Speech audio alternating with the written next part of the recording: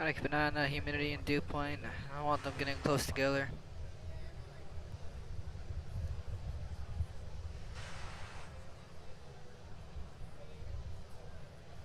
Liftoff of GPS-3 SV4 is scheduled for 6:24 p.m. Eastern Time, which is 23:24 UTC, on top of SpaceX's Falcon 9 rocket from the Cape Canaveral Air Force Station in Florida. We are currently just 15 minutes from liftoff, and all systems are go for launch. As a reminder, during the break between booster landing and payload deployment, we will be having a giveaway, so stay tuned for on-screen instructions on how to enter the giveaway and win a prize.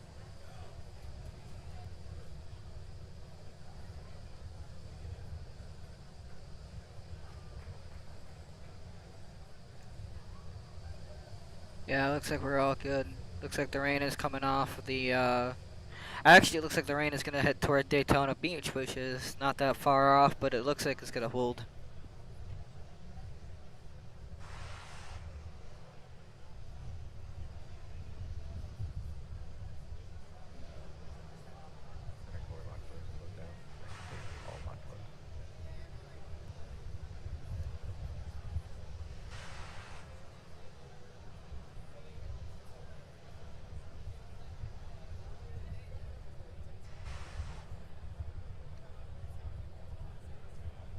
I see the official webcast is about to start, so let's prepare for the rocket launch.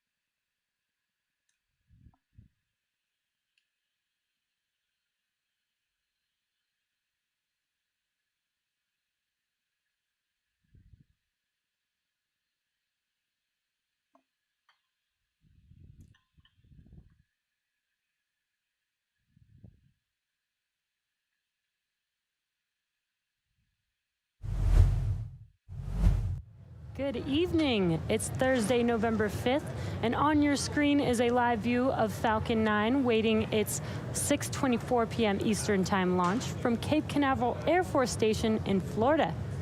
My name is Jesse Anderson, and I'm a lead manufacturing engineer here at SpaceX. Welcome to our webcast coverage for GPS-3 Space Vehicle 4 for the Space Force. The U.S. Space Force satellites provide mission-critical global access, persistence, and awareness for our national security and have become vital to our global community and world economy. mvac. The Global Positioning System, or GPS payload, will provide a diverse range of navigation and timing services for both civil and military purposes. Today's payload will join 31 operational GPS satellites already on orbit and will help to serve over 4 billion users worldwide. And as you may recall, about a month ago, we stood down from Falcon 9's launch attempt of this mission due to an auto abort during engine ignition caused by early start behavior on 2 engines. This was a good abort by Falcon 9. The rocket did exactly as it was programmed to do when the data indicates something doesn't look as we expect it to right before liftoff. We sent those 2 engines to Texas for further testing, and it turned out that there was a blockage in a vent passage that leads to a relief valve on the gas generator. The blockage was caused by a masking lacquer residue that had hardened during the build process, but once we removed it, the gas generator was restored to normal behavior during subsequent testing. This was a really great find. It allowed our teams to fix something that is very subtle but can have some negative impact on the engine behavior, as well as allowed us to make sure that we can prevent this from happening again in the future. The 2 engines which first exhibited the early start behavior on this booster were replaced with new ones, which were tested again during our full duration static fire. Both engines look great, and the rocket is healthy for flight today. So let's take a closer look at the vehicle that will launch the GPS-3 satellite. This On way. your screen is a view of Space Launch Complex 40 with Falcon 9, our two-stage liquid-fueled launch vehicle getting ready for liftoff. Falcon 9 stands 229 feet or 70 meters tall, which is slightly taller than a 21-story building. The bottom two-thirds of the vehicle is a brand new first stage. Its job is to accelerate the vehicle all the way to the edge of space, where it will drop off the second stage carrying the payload. Tonight, we will be attempting to recover the first stage on our drone ship, Of Course I Still Love You. And there you can see it on your screen right there in the middle of the Atlantic Ocean. What's really exciting is that this specific booster is planned to support the GPS-3-5 mission next year, which will be the first time that the U.S. Space Force has agreed to fly a flight-proven booster. About 2.5 minutes into flight, the first and second stage will separate, and the second stage will ignite its single Merlin vacuum engine to carry the GPS satellite to a highly elliptical orbit. Separation from second stage will occur approximately 4,000 kilometers above Earth, and then the satellite will perform berms to raise its position to enter a circular MEO, or medium Earth orbit, and reach an apogee of approximately 20,200 kilometers above Earth. An apogee is basically just the furthest point from Earth, or the highest point that the satellite will reach in orbit. Inside of that structure on your screen, this is at the very top of the rocket, is where the GPS-3 satellite sits. And that structure is what we call the payload fairing, which is about 17 feet or 5 meters in diameter and about 43 feet or 13 meters tall. This payload fairing protects the satellite from aerodynamic heating, loads, and contamination during ascent. But once we get into the vacuum of space, we no longer need this protection, so we will jettison the fairing halves to save some weight as the second stage continues with the satellite to its targeted drop-off orbit. The fairing halves we are using today are new, but due to upgrades being made to our recovery boats, we will be attempting to pick these halves up out of the water using our recovery vessel, Miss Chief, today. And there is Miss Chief on your screen, heading to the pickup zone. The large trusted structure next to Falcon 9 is the transporter erector, or the TE, and you can see that on your screens to the left side of Falcon 9. The TE is used to roll the Falcon 9 to the launch pad and raises it to its vertical launch position, as well as routes power, fluid, and communication to both the rocket and the satellite. Now let's get a status update on the vehicle. Good evening from the webcast desk here at SpaceX headquarters in Hawthorne, California. I'm John Insberger, Falcon 9 Principal Integration Engineer. It's been a quiet countdown during the day.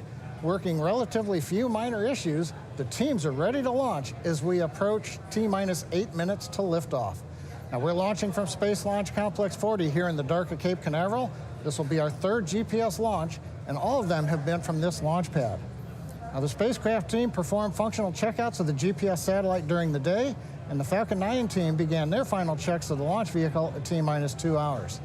At T-minus 38 minutes, the team concluded their electronic go-no-go poll and gave the okay to proceed into propellant load and launch.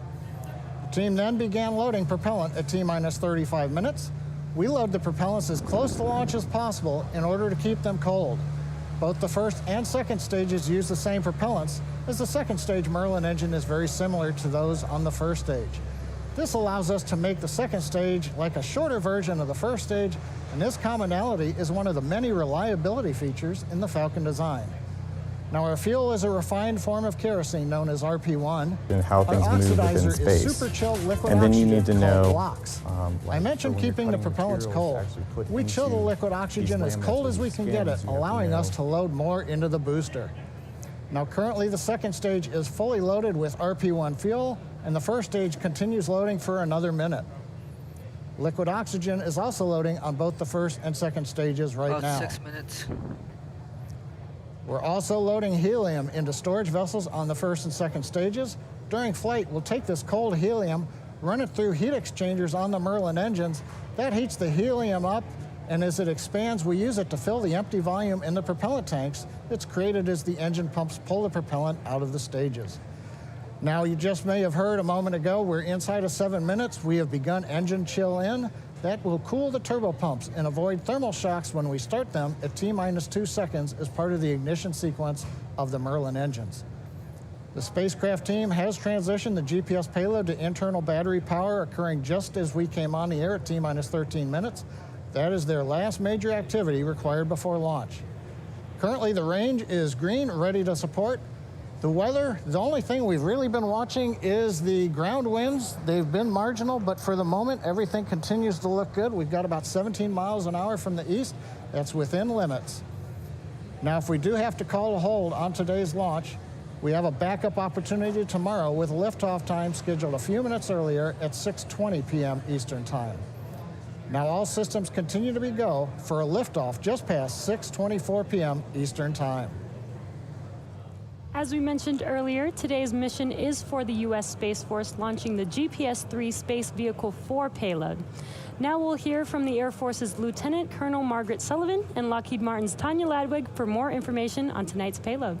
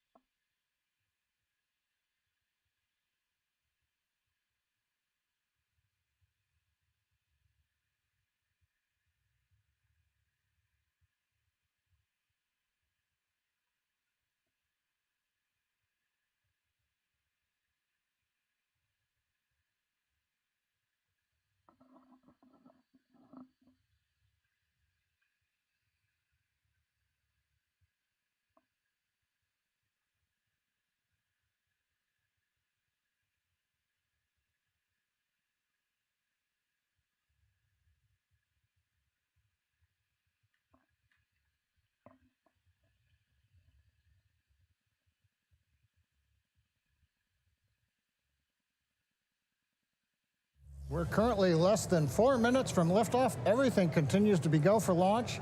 What we're watching right now is the strongback has just retracted to the pre-launch position. It's about 2 degrees from the rocket. At liftoff, hydraulics will move the strongback the rest of the way back about 45 degrees from the rocket. Now, first stage fuel loading did complete at T-minus 6 minutes. Strongback retracted. We're continuing to wait for first stage liquid oxygen load to finish up in about half a minute here, followed a minute later by second stage completion. Now, a minute before liftoff, you'll hear the announcement Falcon 9 is in startup. That means the rocket's own internal computers are controlling the launch countdown on the rocket. Once the engines are confirmed to be at full power, the flight computer on the second stage will then command the ground hold downs to release the rocket right at T0. The satellite team continues to monitor status and health of the GPS-3 located inside the fairing that you can see on the screen. And right now, all systems are go on the satellite. The range is green for launch. Close out. And we have, it sounds like in the background, we heard that stage 1 lock closeout complete, so we're on time. And the good news is the weather is looking good still. Ground winds are in limits, upper altitude winds are good. So as a reminder though, if we don't have a launch today, we have a backup opportunity tomorrow with liftoff time scheduled 4 minutes earlier than tonight.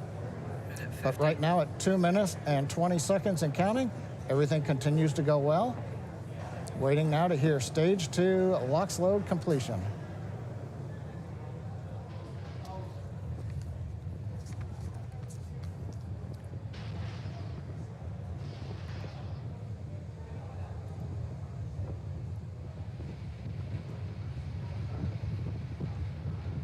Stage 2 LOX close out.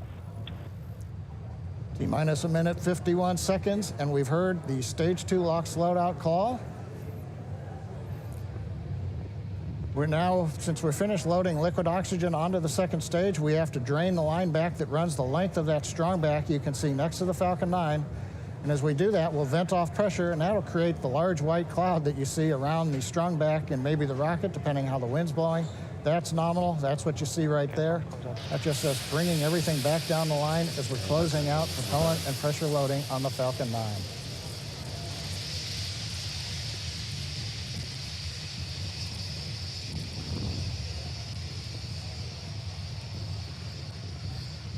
Next activity, we're waiting for the call out that Falcon 9 is in startup.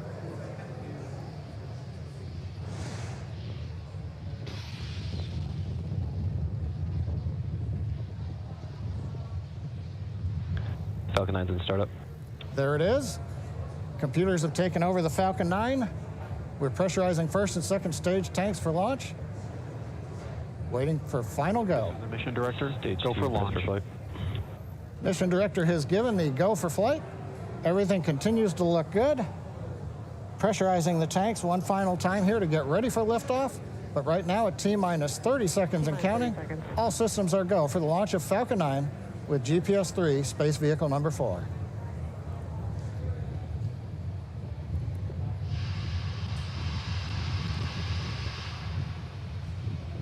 T-minus 15 seconds. Falcon 9's configured for flight. 10 seconds left. 10, 9, 8, 7, 6, 5, 4, Come on. 3, 2, 1, 0. Ignition. Liftoff. Go Falcon. Go GPS. Attaboy.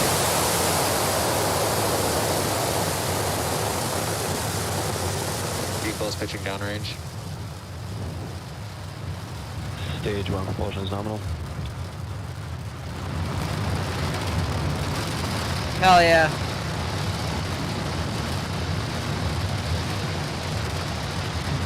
"30 seconds into flight, propulsion says the Merlin 1D engines are nominal. We're on trajectory and preparing to throttle down in preparation for maximum dynamic pressure."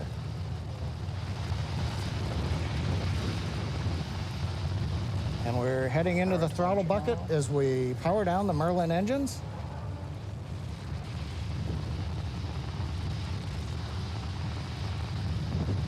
And throttling back up now.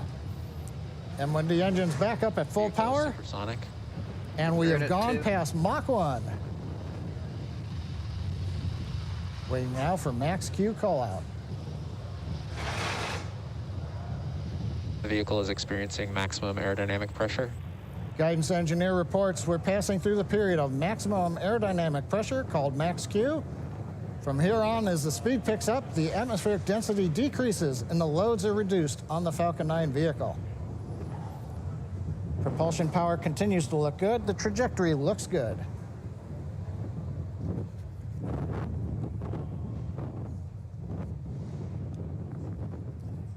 MVAC engine chill started.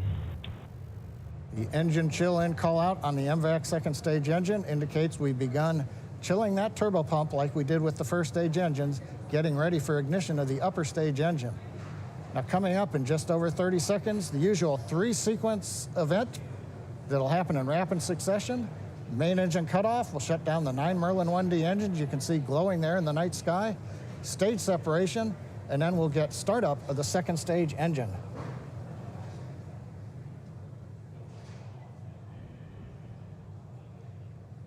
Gonna get boosters up in a few seconds.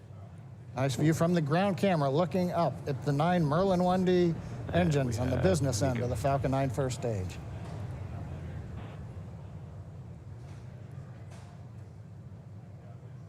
Here we go for booster set. Stage separation confirmed.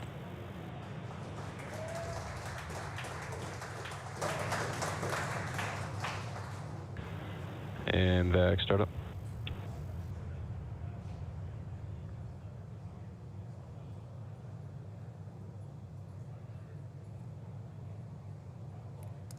So we've had a good separation.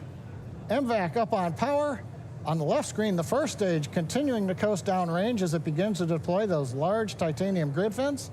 Trajectory continues to look right down the middle. Both stages are following nominal trajectories. Guidance confirms we're on nominal trajectory with both stages. Acquisition of signal, Maryland. Maryland reports they've got signal from the second stage. Next event coming up is payload fairing separation. Fairing separation confirmed. Nice. A nice view from the camera looking forward. The GPS-3 satellite with the 2 payload fairing halves separating. Everything continuing to go well on this mission. 3 minutes and 42 seconds into flight. First stage continuing to coast to apogee, headed downrange. Second stage engine at full power. Everything's looking good with the MVAC engine. Right now, trajectory heading us to where the Bermuda ground station. Can hear us? We've heard the call out, acquisition of signal. Bermuda now getting the telemetry from the Falcon 9 second stage. So 4 minutes, 8 seconds into flight, everything going well on the flight of Falcon 9 with GPS 3. Both stages continue to follow nominal trajectories. And at T plus 4 minutes and 20 seconds, we're currently in the first of 2 planned MVAC burns. And we just passed T plus 4 minutes and 23 seconds, and that's actually when the first stage reaches apogee of 120 kilometers, almost 400,000 feet. At stage separation, the first stage velocity is about 2,200 meters per second, or 5,000 miles per hour. So right after stage separation, the first stage, still moving at such a high velocity, continues to raise its altitude as it coasts for a couple of minutes. Basically, the first stage almost doubles its altitude from stage separation, which occurred at about 69 kilometers or 226,000 feet, to when it reaches apogee, and then it starts its return back to Earth. And again, apogee is the highest point, or the furthest that it is away from Earth in the trajectory of the first stage. Now, the next major milestone that you'll be able to see on your screen is the first stage's entry burn. For the entry burn, we relight the center E9 engine, and then partway through, we relight the E1 and E5 engines, so that we have a total of 3 M1D engines, helping to slow the vehicle down as it passes back into the Earth's atmosphere. We're just about 40 seconds away from that entry burn beginning. Today's entry burn should last about 27 seconds long. Both stages continue to follow nominal trajectories. And you heard that call out that both stages are looking good. T plus 6 minutes. We're about 20 seconds away from that entry burn on first stage. And it is nighttime over there on the East Coast, so hard to see that first stage on the left-hand screen, but once entry burn begins, it should light up that screen. We should be able to see first stage pretty well.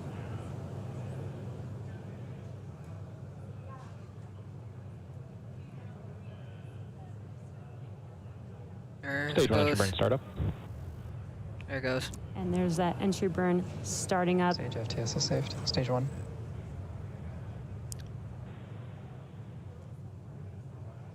You could see the plume started off small and it got a little larger, and that is because we started with 1 single engine and added a couple engines for a total of 3 for this entry burn. Stage 1 entry burn shut down. And that concludes the entry burn. Next up, we do have a couple major milestones happening back to back. The start of the landing burn for first stage, followed immediately afterwards by SECO 1 on second stage. And SECO, which stands for second engine cutoff, is where we shut down the MVAC engine to allow the second stage to coast, which preserves the fuel until we need it for the final burn to take us to our targeted orbit for the GPS 3 satellite. Okay, here we go. Then about 25 seconds. Okay, stage 1 expected. Then about 25 seconds after SECO 1, we'll hopefully have a nice view of the first stage touching down on, of course, I Still Love You. And there's that drone ship on your left-hand screen. Stage 2 has entered terminal guidance. Stage 1 transonic.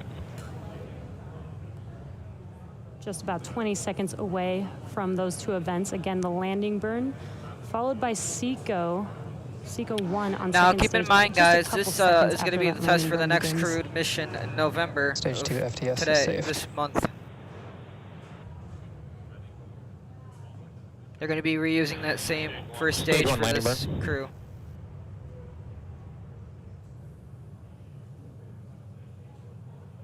Come on. And SECO.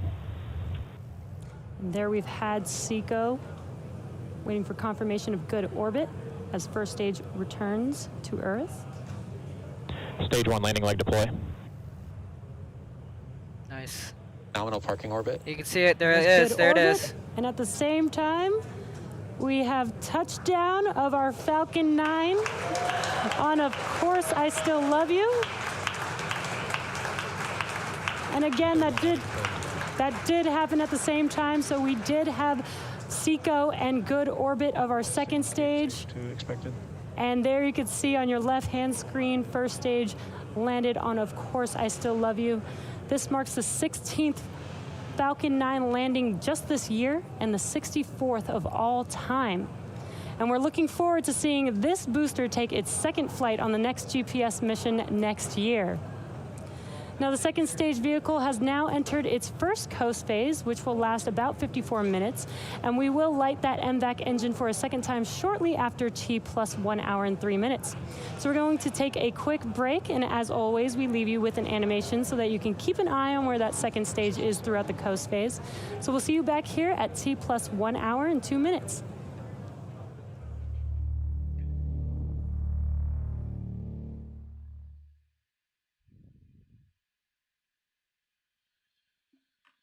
There we go. There we have it. It was a good launch. Actually, that was pretty cool in my opinion. So